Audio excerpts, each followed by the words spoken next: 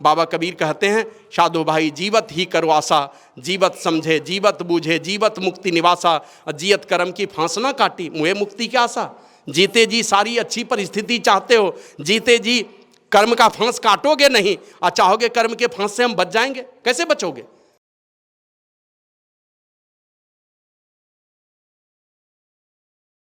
भगवान वाल्मीकि कहते हैं भगवान श्री राम को, ए राम जी, जिनकी आंखें हो चातक पक्षी के समान। और चातक पक्षी की आंखें क्या होती है? बस टकटकी लगा करके बस निहारती रहती है, कब वो स्वाति नक्षत्र आए, कब वर्षा, मन बादल को देखती रहती है, चंद्रमा को निहारेगी, बादल को देखेगी, टकटकी लगाकर देखती रहती है।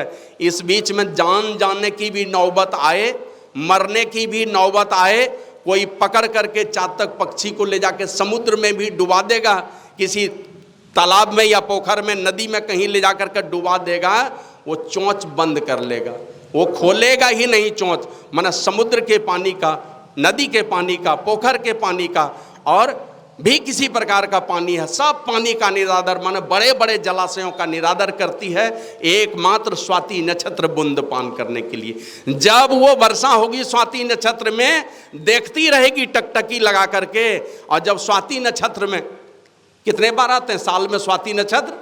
साल में ही एक बार, और उसी एक बार में ही 15 दिनों में वो देखते रहेंगे, देखती रहेगी वो चातक पक्षी टकटकी लगा करके। जैसे वर्षा होगी उसी समय चोंच खोल करके 1, 2, 4 बूंद जो उसके चोंच में चला जाए, कंठ में चला जाए, पेट में चला जाए, उसी से क्षुधा मिटाती है, अपनी प्यास मिटाती है, दूसरा कोई जल नहीं पीती है। तो इसी प्रकार भक्त साधक टकटकी लगा करके दोनों दृष्टिधारों को गुरु युक्ति के मुताबिक नासिका के अग्रभाग में द्वादशांगुल पर स्थिर करके एकदम देखा हुआ, बिना किसी आधार के। अरे मानस जप में तो मंत्र है आधार, मानस जप में मंत्र आधार है, मन जपता है मंत्र, दृष्टि धुंधले अंधकार में रहती है। मन को एक काम मिला हुआ है, जप है, मंत्र है उसका आधार, वहां तो कुछ भी आधार है। मानस ध्यान में मन और दृष्टि दोनों को एक सहारा मिला रहता है, वो है गुरु महाराज का रूप। मानस रूप को हम लोग देखते रहते हैं, मन और दृष्टि दोनों को स्थिर करके। लेकिन एक बिंदुता के साधन में बिना कोई आधार के दृष्टि हमारी स्थिर है, और टकटकी लगाकर देखते देखते देखते जैसे ही दोनों दृष्टि स्थिर होगी, बस उसी रूप को देखने के लिए, उसी बिंदु रूप को देखने के लिए, जैसे एक बूंद जलपान करने के लिए बड़े बड़े सागर और जलाशयों का निरादर करती है चातक पक्षी, उसी प्रकार परमात्मा का बहुत बड़ा बड़ा भी रूप, माने 2 भुजा वाला, 4 भुजा वाला, 8 भुजा वाला, अनंत भुजा वाला कोई भी रूप साधक के सामने आता है, उस रूप को देखता नहीं है, परमात्मा के उस बिंदु रूप छवि को ही टकटकी लगा करके देखता रहता है। का ये स्थिति जब रहेगी, उसी भक्त के हृदय में परमात्मा प्रकट हो जाते हैं, वहीं पर दर्शन हो जाता है परमात्मा का, यानी साक्षात्कार हो जाता है। तो करना यही है, गुरु महाराज कहते हैं, सज्जन सेवन करत नित्य सत्संगति करना, वचन अमिय दे ध्यान श्रवण करी चित्त में धरना, मनन करत नहीं बोध होय तो पुनि समझी जाए, अरे हाँ रे में ही समझी बोध जो होई रहनी तासम करी लीजिए। खूब सुनिए ध्यान से, खूब क्या कहते हैं, मुख सुनते सुनते बात ठीक ठीक समझ में आए तो उसको अपने जीवन में धारण कीजिए, करने का प्रयास कीजिए। ये कभी मत कहिए कि हम लोग गृहस्थ आदमी हैं, चलो कितना करेंगे, ये सब मत कहिए, नहीं तो बड़ी दुर्दशा पूरने वाली है, ये शरीर छूटेगा। लोग भ्रम में रहते हैं कि गुरु दीक्षा ले लिए हैं, हमारी दुर्गति नहीं होगी। नहीं होती है दुर्गति क्या? अरे ये तो संत पुरुष लोग नुन्नू बाबू कह के किसी तरह समझा देते हैं, लेकिन दुर्गति तो निश्चित रूप से होगी। ज्ञान ध्यान का वातावरण बना करके रखे हैं, ज्ञान ध्यान का वातावरण बना के रखे हैं, ज्ञान ध्यान का ही वातावरण मिलने वाला है। पुण्यात्मा बन करके इस संसार में रहे हैं, पुण्यात्मा परिवार ही आपको मिलने वाला है। बहुत धन दौलत दान करने वाला जीवन बना करके रखे हैं, बहुत ज़्यादा धन दौलत वाले ही घर में जन्म होने वाला है। एक बार की बात है, नाम भूल रहा हूं मैं उस महात्मा का, वो श्री सद्गुरु महाराज की जय। एक महात्मा जी चले जा रहे थे, देखा एक जगह पर खूब भोज भंडारा चल रहा है, तो पूछते हैं ये क्या बात है? तो बोले कि एक सज्जन मर गए हैं और उन्हीं का बेटा लोग जो है ना ये सारा भोज भंडारा कर रहा है। तो महात्मा जी लौट आए और अपने निवास में आए तो इसी तरह की चर्चा हुई कि एक आदमी जो है मर गया था, उनके बाल बच्चे लोग बहुत बढ़िया भोज भंडारा किए। उसी में एक साधिका बैठी हुई थी, उसी सत्संग सभा में एक साधिका उठ कर के कहती है उस महाराज को कि महाराज, जो आदमी मरा था वो तो इसी गांव में दोहरा करके जन्म लिया, वो फलाना ये गरीब आदमी के घर में जन्म लिया है। वो महात्मा जी कहता चुप चुप एकदम चुप रहो, नहीं तो उसके सब बेटे की बदनामी हो जाएगी। अभी बोला गुरुदेव ऐसा हुआ कैसे, इतना भोज भंडारा इतना कुछ हुआ और गरीब आदमी के घर में जन्म ले लिया। ये पूज्य दल बहादुर बाबा ये कहानी कहते थे, क्या ये जो है इतना भोज भंडारा, इतना बेटा लोग इतना बढ़िया कार्यक्रम किया और आप कहते हैं कि एकदम गरीब घर में जाकर के जन्म ले लिया। कहा हाँ पुण्यात्मा तो था, है ना, लेकिन कभी भी दान पुण्य कभी कुछ किया नहीं। पैसा तो बहुत कमाया, भक्ति भी करता था, लेकिन बड़ा ही कंजूस आदमी था। कंजूसी में जीवन बीता तो गरीब आदमी के घर में चला गया। गुरु महाराज से पूछा किसी ने, दरोगा राय के विषय में, जो हमारे पूर्व मुख्यमंत्री रहे, उनसे पूछा कि हुजूर उनका शरीर पूरा हो गया, उनकी क्या गति हुई? तो गुरु महाराज कहते हैं उनको शरीर तो मिला मनुष्य का, लेकिन एकदम गरीब घराने में जाकर के जन्म हो गया उनका। तो जिस प्रकार की परिस्थिति बना करके रहेंगे वही परिस्थिति मिलने वाली है। अभी सुन रहे थे योग सिखोपनिषद का पाठ, और ये जवाब कौन दे रहे हैं? देवाधिदेव महादेव भगवान भोलेनाथ जवाब दे रहे हैं। और किनको दे रहे हैं जवाब? जिनके आदेश पर ब्रह्मा जी सृष्टि किए, शंकर भगवान के आदेश पर ब्रह्मा जी सृष्टि किए, और सृष्टि करने के बाद परेशानी में पड़ गए, इसलिए ये सारे जीव दुखी हैं। और उन सारे जीवों में सबसे ज़्यादा दुखी है ये मनुष्य दुखी है। आप देखिए किसी चिड़िया को बैठ करके रोते हुए आपने नहीं देखा होगा कि चलो खाने नहीं मिल रहा है तो रो रहे हैं, कभी रोते हुए आपने नहीं देखा होगा। लेकिन सबसे ज़्यादा चिंतित है मनुष्य, त्रैतापों में दग्ध है। ब्रह्मा जी जाकर के पूछते हैं जीव दुखी है, उपाय बता दीजिए भोलेनाथ, आपके आदेश से हमने सृष्टि कर दी लेकिन सारा जीव दुखी है। अब माया का ऐसा पसार है, सारे के सारे विषयों के दलदल में डूबे हुए हैं, और इन विषयों के दलदल में डूबे रहने के कारण ये सारे जीव दुखी हैं, तो इनके मुक्ति का उपाय बता दो। तो भगवान भोलेनाथ कहते हैं बहुत लोगों को ऐसा भ्रम रहता है, संदेह रहता है और भरोसा भी रहता है कि बाल बच्चे श्राद्ध कर देंगे तो मुक्ति हो जाएगी। ऐसा है भरोसा बहुत लोगों को, करते करवाते भी हैं कि हमारा बाल बच्चा श्राद्ध करेगा, नहीं करेगा तो वार्षिक श्राद्ध करेगा, उस पर भी नहीं होगा तो गया जी में जाके पिंड देगा, और यहाँ भी नहीं होगा तो जहाँ जहाँ पिंड देता है सब जगह पिंड दे देगा तो मुक्ति हो जाएगी। और यहाँ भगवान भोलेनाथ कहते हैं पिंड पातेन या मुक्ति शा मुक्तिर न तो मन्यते। पिंडदान से जो मुक्ति होती है ऐसी अगर भावना बना करके रखे हैं, कहते हैं ये मुक्ति नहीं है। फिर मुक्ति क्या है? कहते हैं देहे ब्रह्मत्वम मायाते जलानाम सैंधवम यथा अनन्यताम यदा याति तदा मुक्ता स उच्यते। जीव जब ब्रह्मत्व को प्राप्त कर लेता है, जीवता समाप्त हो जाए, ब्रह्मत्व आ जाए, उस दशा में जिस दिन पहुंचेंगे उसी दिन मुक्ति होने वाली है। और इस बीच में क्या क्या दुर्दशा होगी? शरीर छूटा। सूरदास जी महाराज तो कहते हैं, दुर्दशा की थोड़ी चर्चा मैं करता हूँ, वो सूरदास जी महाराज कहते हैं जा दिन मन पंछी उड़ जाइए ता दिन तेरे तन तरवर के शवय पात झड़ जाइए। इस तन रूपी तरवर के सारे पत्ते झड़ जाएंगे। इस तन रूपी तरवर में कौन कौन पत्ते हैं? ये सारे रिश्ते नाते कर कुटुंब परिजन जो भी हैं। और यहाँ गुरु महाराज तो लिखते हैं परिजन धन सारा सुतवित दारा नहीं आवे को काम निज तन छुटी जावे काम ना आवे यह जग दुख को धाम। अंतिम ये तन भी छूटने वाला है और इसके पहले परिजन छूटेंगे, सारे धन दौलत छूटेंगे, सुत वित दारा छूट जाएंगे। सुत मन बेटा बेटी, वित मन धन दौलत, और दारा मन पत्नी और पत्नी के लिए पति। अंतिम में ये शरीर भी छूट जाने वाला है। सूरदास जी महाराज कहते हैं सारे इस तरवर के सारे पत्ते झड़ेंगे, मन पत्नी पति बेटे बेटियां कर कुटुंब रिश्ते नाते घर परिवार गाड़ी घोड़ा जगह जमीन बैंक बैलेंस सारे छूट जाने वाले हैं। और सब तो बात छोड़ दीजिए, जिंदे में छूट जाता है, जिंदे में छूट जाएगा। यही मनिहारी की घटना है। एक आदमी को कुष्ठ हो गया।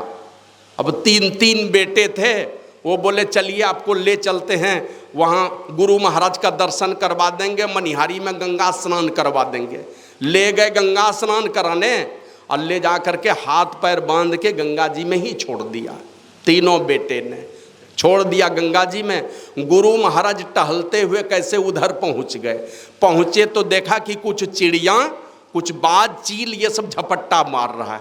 तो गुरु महाराज निकट गए तो देखा आदमी जिंदा ही है, किनारे में ऊपर नीचे हो रहा है। तो गुरु महाराज उसको उठवा के ले आए मनिहारी आश्रम, और यहाँ ला करके गुरु महाराज का आशीर्वाद भी हुआ, कुछ चिकित्सा भी हुई, भले चंगे हो गए। कुछ दिनों के बाद भले चंगे होने के बाद तीनों बेटे को पता चल गया कि मेरे पिताजी जीवित ही हैं।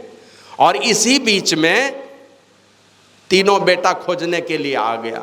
अब खोजने के लिए आया तो गुरु महाराज तो नहीं थे और महात्मा लोग थे, खूब गिड़गिड़ाए सब लोगों के पास। सब महात्मा लोग कह रहे क्या कीजिएगा, पुत्र ही तो है, अरे क्षमा कर दीजिए, नादानी में गलती हो गई, चले जाइए, एक बार क्षमा कर दीजिए। तो सब महात्मा के कहने पर वो चले गए घर। और घर जाने के बाद तब तीनों बेटा बहू से पूछता है कि जब तुमने जिंदे में ले जाके गंगा जी में मुर्दा समझ के मुझे फेंक दिया, तो फिर तुम लाए हो यहाँ किस लिए, मुझे क्यों लाया घर पर। तो वही कहा कि पिताजी आपके नाम से स्वतंत्रता सेनानी सम्मान पेंशन स्वीकृत हुआ है, आपको नहीं लाएंगे तो निकासी कैसे होगी, उसके लिए उठा के लाया। फ्रीडम फाइटर का पेंशन सेंक्शन हुआ, इसीलिए उठा करके लाया। यहाँ तो देखिएगा आप ही की कमाई है। अभी बहुत लोग देखिएगा फेसबुक पर ये सारी चर्चा ये सब दे रहे हैं लोग, पता नहीं कहाँ से ये सब बात उठती है मन में। पढ़े लिखे लोग भी कहते हैं क्या श्राद्ध भोज होना चाहिए, क्या श्राद्ध भोज होना चाहिए। अरे श्राद्ध भोज कौन कहता है 1 करोड़ खर्चा करने के लिए। पढ़ लीजिए शास्त्र को, उसमें तो लिखा है 11 पवित्र ब्राह्मणों को भोजन करा दीजिए। अब ब्राह्मण आप जिनको मान लीजिए, उसमें साधु को सम्मिलित कीजिए तो वो भी ब्राह्मण का ही पुत्र है, क्योंकि ब्रह्म प्राप्ति के रास्ते का प्रतीक है वो। वे भी है पवित्र रास्ते पर चलने वाले। 11 ब्राह्मणों को खिलाइए, साधु को खिलाइए। ज़्यादा खिलाना है तो आपकी अपनी सामर्थ्य, आपकी अपनी औकात है, नहीं खिलाना है तो कोई दबाव नहीं है। और उसमें भी है हमारे यहाँ, उसको मिटाने के चक्कर में है। अरे उन्हीं का कमाया हो तो सारा चीज़ खर्चा करता है लोग, ऐसा थोड़े ही कि बेटा कमा कमा करके लाता, उन्हीं का कमाया हुआ। और गरीब है तो कौन आपके ऊपर बंधन डालने जा रहा है, कम ही कर लीजिए, छोटा मोटा ही कीजिए, बड़ा कौन करने के लिए कहता है। और उसमें नियम भी, अगर कोई गरीब आदमी है, उनके यहाँ से श्राद्ध का निमंत्रण मिला है आपको, तो आप जाइए उनके यहाँ और जो चीज़ खाइएगा उससे अधिक आप लेकर के जाइए। इसीलिए लोग अपने घर से चावल दाल ये वो सब लेकर के उनके घर पर जाते थे, उनका कर्जा लेकर के नहीं आना। माने हम अपना प्रेम उसके घर पर जाकर के जोड़ दें। नहीं तो जिस घर का बेटा मर गया है, जिस घर का से पिता का साया उठ गया है, उस घर को ऐसे ही अबोध हालत में छोड़ देंगे तो घुट घुट करके मर जाएगा वो। एक सामान्य वातावरण बनाने के लिए सारे भक्त लोग अपना प्रेम जोड़ने के लिए आते हैं, ताकि उनको लगना चाहिए कि ये हमारा हितैषी लोग है, हमारे प्रति ये सहानुभूति रखता है। इस भावना से लोगों को उनके यहाँ जाना चाहिए। तो जाने के पहले, जाएंगे वो तो बाद में, यहाँ तो पहले ही ये सारी परिस्थिति आपके जीवन में आने वाली है। आप ही के अकाउंट में धरा पैसा है, एटीएम कार्ड है आपके पास में, जा पाएंगे निकालने के लिए। अब देखते हैं 3 मंजिला मकान बनाए, यहाँ 1 मंजिला से दूसरे मंजिले पर जाने की तो बात छोड़ दीजिए, 1 कमरे से दूसरे कमरे में नहीं जा सकते।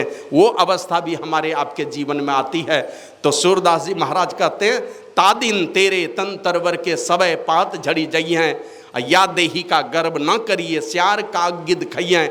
ये तो तब होगी जब अनजाने में मर जाएंगे। श्यार का गिद्ध खाएगा तब जब अनजाने में कहीं मर गए। और जान जाएगा, बाल बच्चे परिवार लोग जानेंगे तो क्या करेंगे। ज़्यादा से ज़्यादा हम लोग देखे, अभी पूज्य बाबा का अग्नि संस्कार होते हुए 3 कुंटल मलियागिरी पर्वत से 3 कुंटल चंदन की लकड़ी आई थी, 3.5 कुंटल, उससे जला दिया। बहुत लोग जाते हैं जलाने, राम नाम सतह करते हुए, तब बाजा गाजा पूरा लेकर के जाते हैं। कोई नहीं खूब चलती होती है तो हवाई जहाज से लेकर के काशी बनारस में चले जाते हैं, वहाँ मणिकर्णिका घाट में जाकर के अग्नि संस्कार कर देते हैं, या हरिश्चंद्र घाट में पहले करते थे, यही करेंगे। और वही कहते हैं सूरदास जी महाराज, 3 नाम तनविष्ठा क्रीम हो ना तरखा कुड़ैया। ये बचपना, ये जवानी, ये वृद्धावस्था, किसी भी प्रकार से आपका जीवन है, अंतिम या तो यही 3 नाम वाला शरीर है हमारा, इसकी यही गति होने वाली है। या तो अग्नि में ये पानी में विसर्जित कर देगा तो मछलियाँ खा जाएंगी, नहीं विसर्जित करेगा, अगर अग्नि संस्कार किया तो आप राख में तब्दील कर दिए जाएंगे और छोटा सा टुकड़ा फेंक देगा गंगा जी में तो मछलियां खा जाएंगी। और ये छोटी सी हड्डी ले जा करके क्या करेगा, ज़्यादा से ज़्यादा हरिद्वार में प्रवाहित कर देगा आपके अस्थि भस्म को, नहीं तो काशी बनारस में जाके कर देगा, और नहीं तो वहाँ गोमुख में ही चला जाएगा सीधे, जहाँ से माँ गंगा आई है उतर करके वहाँ ले जा करके कर देगा। और अगर मिट्टी में दफन कर दिया तो कीड़े मकोड़े खा जाएंगे। यही तो स्थिति होनी है। तो इसलिए सूरदास जी महाराज कहते हैं, कहाँ वह नयन, कहाँ वह शोभा, कहाँ रंग रूप दिखाइए, और जिन लोगन सो नेह करत हो सो तो ही देखी गनई।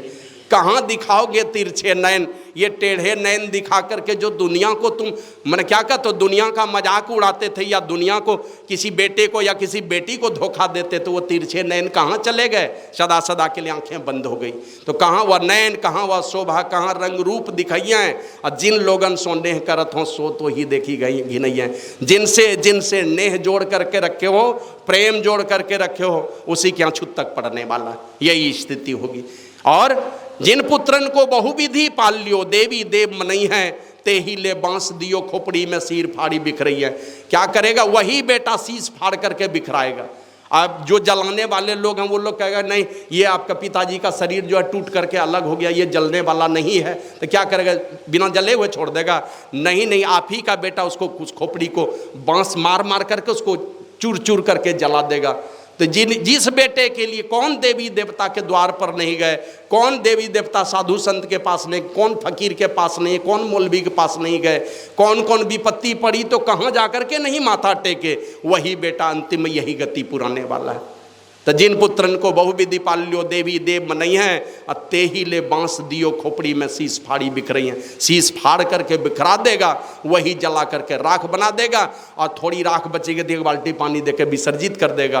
पता ही नहीं रहेगा आप कितने पढ़े लिखे विद्वान थे, कि आप कहीं मूर्ख आदमी थे, अनपढ़ आदमी थे, ये भी पता नहीं चलने वाला। और वहाँ से आएगा घाट पर, और भगवान कृष्ण ने तो कहा कि ए अर्जुन, तुम कितने विशेष आदमी हो, कितने बड़े आदमी हो, ये मेरी माया इस प्रकार की है नहीं इस संसार में, तुमको भुला देगा लोग। 10 दिन 15 दिन बीतेंगे, बाबा कबीर तो कहते हैं कि जब लग जीवे माता रोवे, बहन रोवे 10 मासा, और 13 दिन तक तिरिया रोवे, फिर करे घर बासा। कितना दिन रोएगी, 13 दिन के बाद फिर घर में बास करेगी, तुमको भुला देगी दुनिया। कितना हो तुम महान हो, तुम कोई दुनिया याद रखने वाली नहीं, सब भूल जाएगा, बिसर जाएगा। हमारे घर का कोई मेंबर भी कभी विदा हो करके गया, बोल चूक से कोई हैं ऐसे जो उनके वियोग में जीते मरते हैं।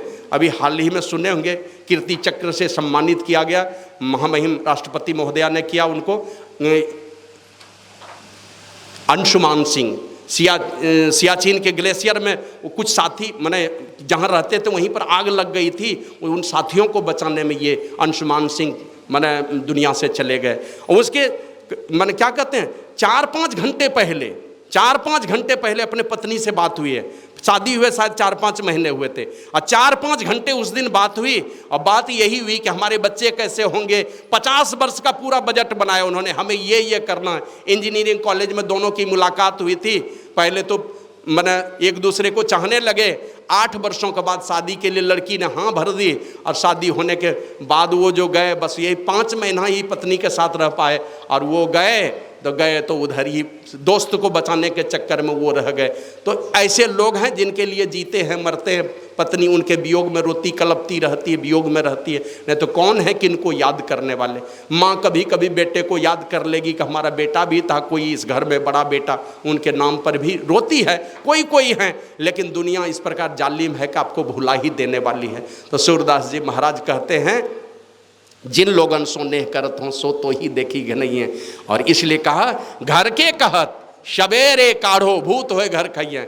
घर के लोग क्या कहेंगे, कितना बढ़िया आदमी थे, क्या कहेंगे, घर में ही रख लो।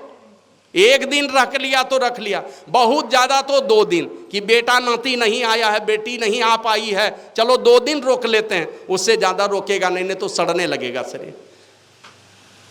तो घर के कहत सवेरे काढ़ो भूत होए घर खइए, का जल्दी से निकालो नहीं तो भूत बन करके इसी घर में डेरा डाल देगा और हमारे बाल बच्चे को ही खाने लगेगा।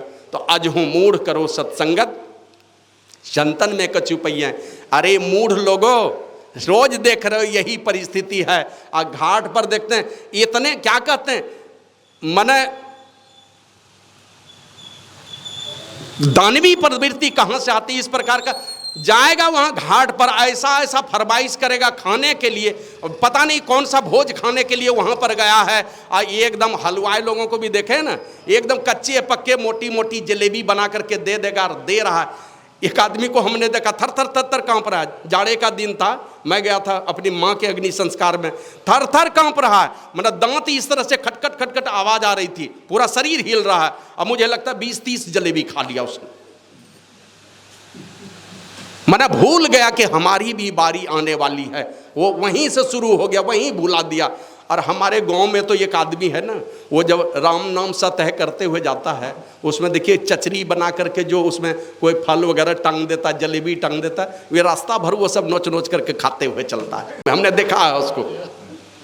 माना किसी को भी अग्नि संस्कार करेगा तो उस आदमी को जरूर बुला लेगा, वो आगे बढ़ चढ़ करके अग्नि संस्कार में मदद भी करता है। लेकिन हमने देखा पूरा रास्ता वही सब मिठाई फल जलेबी जो टांगा हुआ रहता है वो सब खाते हुए जाएगा। सूरदास जी महाराज कहते हैं, अजहू मूढ़ करो सत्संगत, संतन में कछु पहिए। अरे मूर्ख, अभी भी साधु संतों की संगति में चलो, वहीं चल करके कुछ मिलने वाला है, और वही चीज मिलने वाला है जो जमफांस से तुमको बचाएगा, वो जमलोक में जाने से तुमको बचाएगा। तो वही सूरदास जी महाराज कहते हैं, नर बपु धर जो जन नहीं गुरु के, जम के मार्ग जई हैं। मनुष्य का शरीर धर करके अगर गुरु के मार्ग में नहीं गया, संतों के मार्ग में नहीं गया, अर्थात उनके बताए रास्ते पर नहीं चला, तो जम के मार्ग जई हैं। एक दूसरा रास्ता बना हुआ है कि अब जम के मार्ग में ही जाएंगे। इसलिए सूरदास भगवंत भजन बिनु वृथा सो जन्म गमइये, व्यर्थ ही ये जीवन परमात्मा की भक्ति के बिना रह जाएगा।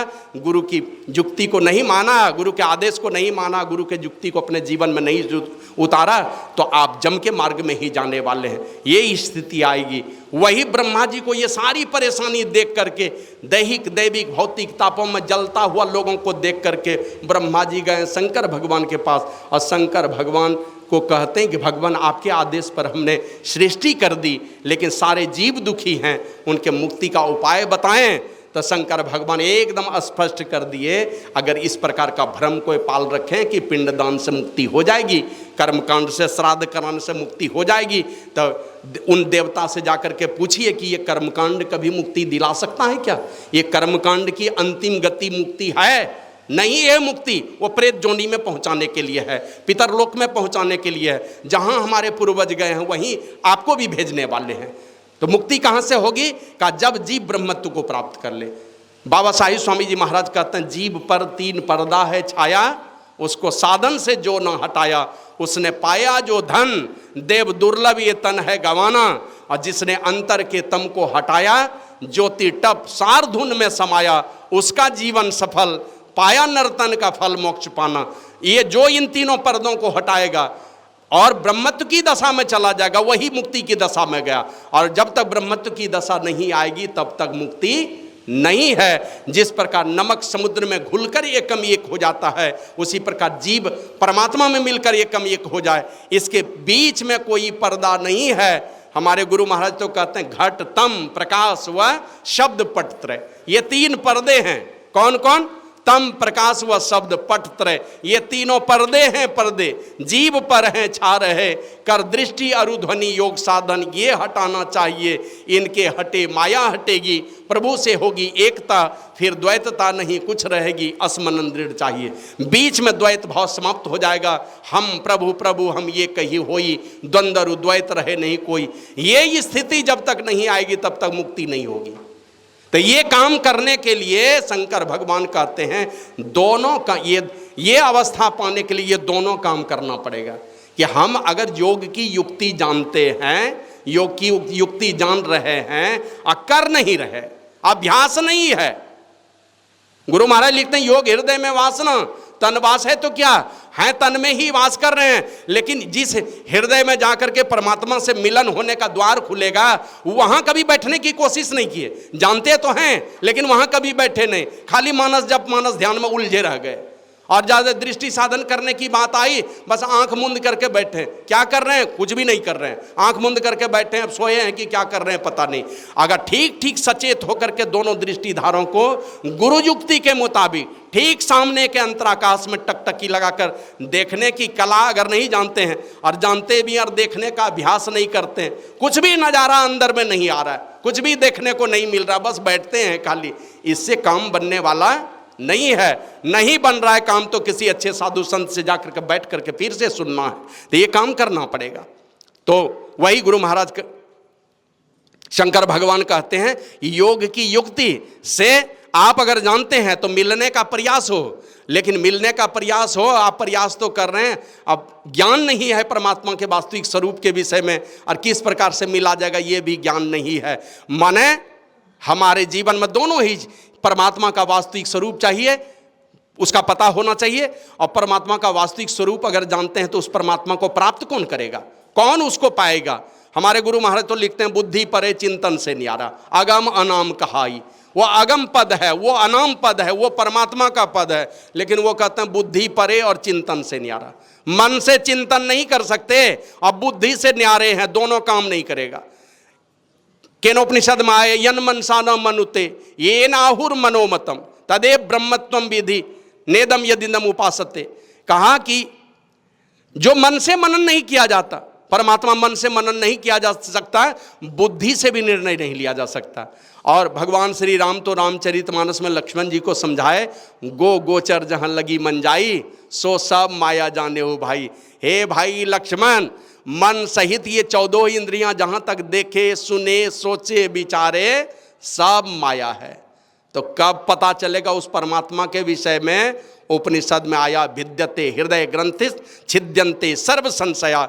हृदय की गिरह गांठ खुल जाए, सारे संशय छिन्न हो जाए। अच्छियंते चास्य कर्माणि, कर्म बंधन का नाश हो जाए, तस्मिन दृष्टि परावरे। उस परमात्मा के दर्शन से ये स्थिति आएगी, और ये स्थिति पैदा करने का रोज दिन अगर आप प्रयास कर रहे हैं तो परमात्मा का दर्शन आपको हो पाएगा।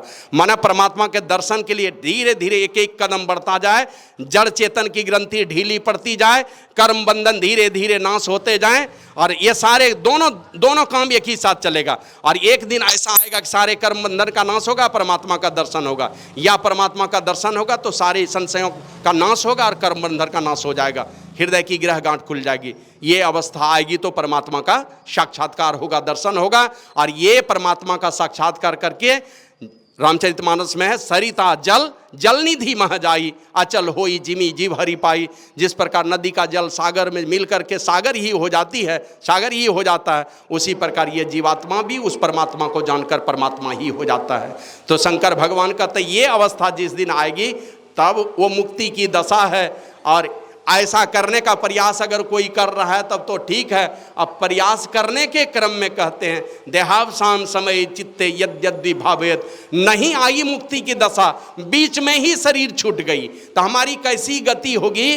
वो भी शंकर भगवान ब्रह्मा जी के माध्यम से सारी दुनिया को समझाते हुए कह रहे हैं कि देहावसान समय चित्ते यद्यद्वि भावेत।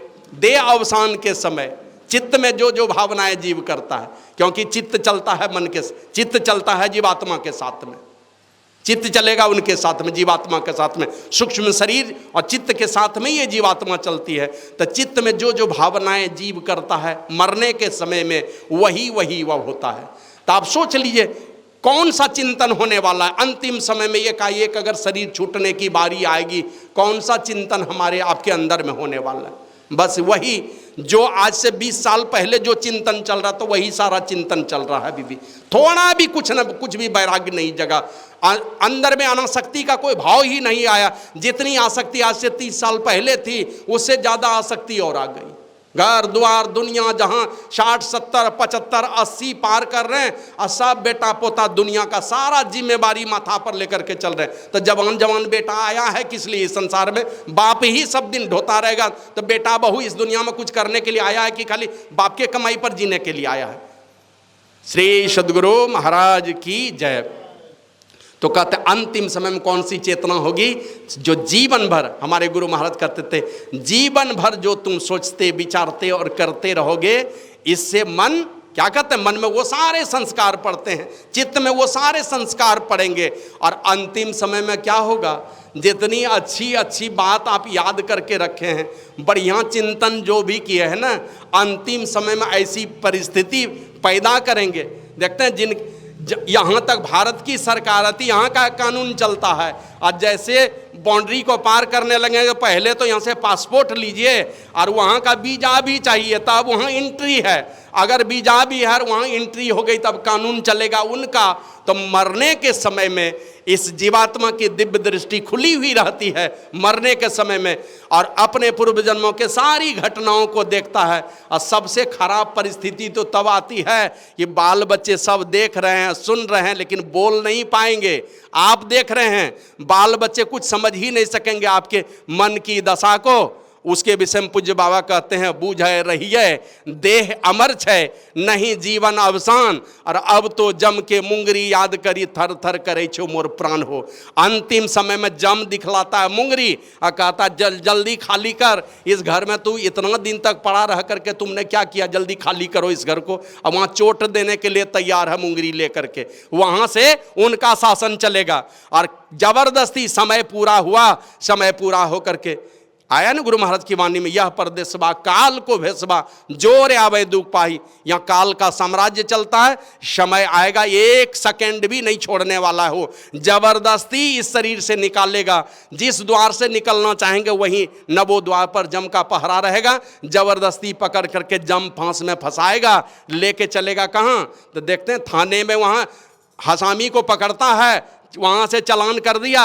अब चालान किया तो यहाँ जब तक जज के यहाँ जाएगा नहीं तब तक यहाँ कोई बीच में कोई पैरवी चलने वाली नहीं है। जज के सामने हम हाजिर, या तो बेल नहीं तो जेल। उसी प्रकार जम फांस में फंसा करके जीवात्मा को जमदूत ले जाता है जमराज के पास, और वहाँ जा करके पहले हाजिरी लगती है, और हाजिरी लगवा करके जम फांस में फंसा हुआ उस जीवात्मा को छोड़ देता है। अब चले जाओ तुम 13 दिन तक, देखो क्या क्या करता है तुम्हारे खानदान में। इसी बीच में आप देखते हैं ना, बढ़िया डायरी अगर यहाँ से थाना से चला गया तो राय दुहाई वहाँ हो जाता है। उसी प्रकार यहाँ खानदान में कोई बेटा बेटी बढ़िया धर्मात्मा लोग है, पुण्यात्मा पुरुष है, कुछ उनके निमित्त अगर कोई शुभ कर्म कुछ हो गया, और उन शुभ कर्मों में सबसे बढ़िया शुभ कर्म है रामचरितमानस में आया, पुण्य एक जग मह नहीं दूजा, और मन क्रम वचन विप्र पद पूजा। जहां विप्र की पूजा हो, जहां ब्रह्मज्ञानी महापुरुषों की पूजा हो, दुनिया का सबसे बड़ा पुण्य कर्म माना जाता है। और ये कर्म जहां पर होता है, इस प्रकार आध्यात्मिक अनुष्ठान जहां पर होता है, इस प्रकार का कर्म होता है, तो कहीं न कहीं कुछ इसके विषय में गरुड़ पुराण में चर्चा भी है। यमराज ने यही कहा है कि जब इस प्रकार का कोई आध्यात्मिक अनुष्ठान होता है, कोई पापी आत्मा को लाया जाता है मेरे सामने में, तो उसके लिए मैं जमराज बन करके कठिन यातना देता हूँ। और कोई पुण्यात्मा पुरुष को लेकर के जब देवदूत आते हैं मेरे पास, तो उसके लिए मैं धर्मराज बन जाता हूँ और मैं ही उसकी आवभगति करता हूँ। और उसमें तो ये भी लिखा है कि अगर कोई पुण्यात्मा पुरुष को ले जाता है और खानदान में इस प्रकार का कोई आध्यात्मिक आयोजन जब होता है, तो उसमें लिखा सप्तऋषि को बुला करके यमराज की उपस्थिति में खानदान में अगर एक आदमी के लिए भी कर रहे हैं, अपने बाप के नाम पर कर रहे हैं, भाई के नाम पर कर रहे हैं, माँ के नाम पर कर रहे हैं, एक आदमी के नाम पर करेंगे इस प्रकार का आध्यात्मिक अनुष्ठान, तो लिखा है कि उनके सारे पूर्वजों को एक साथ जमराज के सामने में उपस्थित किया जाता है और सप्तऋषि के सामने में उनके सारे पूर्वजों को सम्मानित किया जाता है, आदर दिया जाता है उनको। और फिर उनके बाद जो है उनकी यातना नहीं दी जाती, यातना कम हो जाती है या तो नहीं दी जाती उनको यातना। तो इस प्रकार की चर्चा है शास्त्रों में। तो ऐसा कोई आध्यात्मिक अनुष्ठान, वही कहते हैं अंतिम समय में जो जैसा जैसा चिंतन होगा, तो सारा जीवन अगर बढ़िया बढ़िया चिंतन किए हैं, तो जमदूत डरा करके परमात्मा का ये बनाया हुआ माया का जो विशाल ये क्या कहते हैं दलदल है, इस दलदली में भी वो जमदूत आकर के ऐसा भय दिखलाएंगे आपको ना, सब अच्छी बातें भूल जाएंगे। देखते हैं ना, तोता राम राम जपता है, लेकिन वही बिलार जब उसको झपट्टा मारता है तो राम राम सब कहाँ भूला जाता है, टें छोड़ करके कुछ भी आवाज़ नहीं आती है। तो उसी प्रकार यहाँ अंतिम समय में सब भुला देगा, बढ़िया बढ़िया बात बोलवाना चाहेगा, बढ़िया बात याद नहीं होगा। और यही कारण है कि देखते ना, ओ नानक देव जी महाराज का एक शिष्य मर करके चला गया, कहाँ का शेरनी के कोख से जन्म ले लिया। जाएंगे ना इस तरह की 25 साल 30 साल 40 साल खूब मांस खाया है, मछली खाया है, बाद में सत्संगी बन गया, मरने के समय वही ख्याल पड़ जाएगा। और ख्याल जहाँ पड़ा तब बाल बच्चे उसी तरह के हैं, साकट माकट हैं, शराबी कबाबी हैं, बाल बच्चा भी सोचेगा अंतिम इच्छा पूरी कर दो, और कोई इच्छा पूरी नहीं किया, कभी सत्संग में, कभी तीर्थ में, कभी और जगह पर कभी नहीं ले गया बाल बच्चा। अब मरने के समय मांस मछली मांगेगा, कहेगा अंतिम इच्छा है पूरी कर दो। अब पूरी करवा के क्या किया, जो माता पिता जाते किसी पुण्य लोक में, अपने माँ बाप को नरक में भेजवा दिया उसने। तो यही अंतिम समय में चिंतन होगा, मरने के समय में, अंतिम समय में यही ख्याल होगा। इसलिए जड़ भरत की कहानी जानते हैं आप लोग, सब जानते हैं। हिरनी से मोह हो गया। यही हुआ था ना, हजारों वर्षों से तपस्या कर रहे हैं, अंतिम में हिरनी से मोह हुआ। तो क्या हुआ, क्या किया उसने, मर करके चले गए हिरण के शरीर में। अब देख लिया कि थोड़ी सी गड़बड़ी हुई, इतने दिनों तक तपस्या हमने करी, लेकिन ये तपस्या का परिणाम अंतिम में क्या हुआ, जरा सी गड़बड़ी हुई, खाली हिरण से आसक्ति हमने दिखलाई थी, कोई चोरी कोई व्यभिचारी वाला कोई काम नहीं किया, झूठ और नशा का सेवन, मांस मछली ये सब कुछ नहीं खाया, खाली एक छोटे से प्राणी से प्रेम ही तो दिखाया था, और तो कोई गलती हुई नहीं है, दया ही तो दिखाई थी उसने। लेकिन ये दया भी उसके लिए बंधन कारक हो गया। कहा तुम दया दिखाते हो हिरण को, तो जाओ हिरण के शरीर में खूब दया दिखाते रहना, वही तुम्हारा जाति बिरादरी का आदमी बन जाएगा, मैंने भेड़ बकरी ही तुम बन जाओ। और जाना पड़ा हिरण के शरीर में। अब पिछले जन्म में वो ज्ञान था उसको कि हमारी छोटी सी गलती के कारण हम हिरण के शरीर में आए हैं, तो ये गलती दोहरा कर नहीं करेंगे। तो दूसरे बार जब जन्म हुआ है उनका, ब्राह्मण कुल में जन्म लिए, अब वो देख लिए छोटी सी गलती नहीं, इतनी बड़ी समस्या मेरे जीवन में पैदा कर दी कि ये मनुष्य का शरीर में कहाँ जाता, किस लोक में, अब मुझे हिरण के शरीर में जाना पड़ा। तो दूसरे जन्म में वो बच्चा जो है ना धीरे धीरे बढ़ने लगा। अब जहाँ बैठे तो बैठे रहे, कुछ बड़ा हुआ पूछता था कुछ काम करोगे, हाँ करूँगा, क्या करोगे, कहा जो कहेंगे, कितनी मजदूरी लोगे, जो इच्छा, कोई हमारी इच्छा नहीं, खिला दिया उसी में काम करा लिया दिन भर, कोई बात नहीं। तो इसी तरह रह करके एक साधारण आदमी बन करके कहीं किसी तरह का चूक नहीं हो जाए अंतिम समय में। ये छोटी देखते हैं ना टीवी पर कोई न्यूज़ देखते हैं और उसमें नीचे में चलता ब्रेकिंग न्यूज, वो ब्रेकिंग न्यूज जो है ना एकदम मन मंदिर में क्या कहते हैं मस्तिष्क में घुस जाती है। सामने में बड़ा सीन देख रहे हैं टीवी के स्क्रीन पर, बड़ा सीन है, लेकिन वो जो नीचे में ब्रेकिंग न्यूज चलता है एकदम महीन अक्षर में ना, वो भी आपके दिमाग में घुसती है। तो उसी प्रकार ये दिमाग ऐसा चीज़ है ना, सारी खराब बातें ज़्यादा अपलोड हो जाती हैं और ये निकलने का नाम नहीं लेती। अंतिम समय में खाली उल्टे पुल्टे ख्याल ही आपके चित्त में आएंगे और उसी के अनुसार आपको वो परिस्थिति मिलने वाली है। बाबा कबीर कहते हैं तन छूटे जी मिलन कहत हूँ सो सब झूठी आशा, अब हूँ मिला सो तब हूँ मिलेगा नहीं तो जमपुर वासा। जो परिस्थिति इस समय बना के रखें वही परिस्थिति फिर से आपको मिलने वाली है। अगर ज्ञान ध्यान वाला वातावरण बना के रखें तो वही परिवेश आपको मिलेगा। अगर बढ़िया दान पुण्य करने वाला जीवन आपका रहा है तो दान पुण्य करने वाला फिर से सौभाग्य आपको मिलने वाला है। माने जिस प्रकार की परिस्थिति आप बनाएंगे, नियमित सत्संग करेंगे, ध्यान करेंगे और एकदम निर्लेप भाव से रहेंगे संसार में कि कोई विकार हमारे अंदर में नहीं घुस जाए। ये काम है, क्रोध है, लोभ है, ईर्ष्या है, द्वेष है, इसको पाप कहा है लोगों ने, ऋषि मुनियों ने कहा ये बहुत दुर्गति पैदा करने वाला, दुर्गति लाने वाला है, इसलिए इन सारे विकारों को पाप कहा है ऋषि मुनियों ने।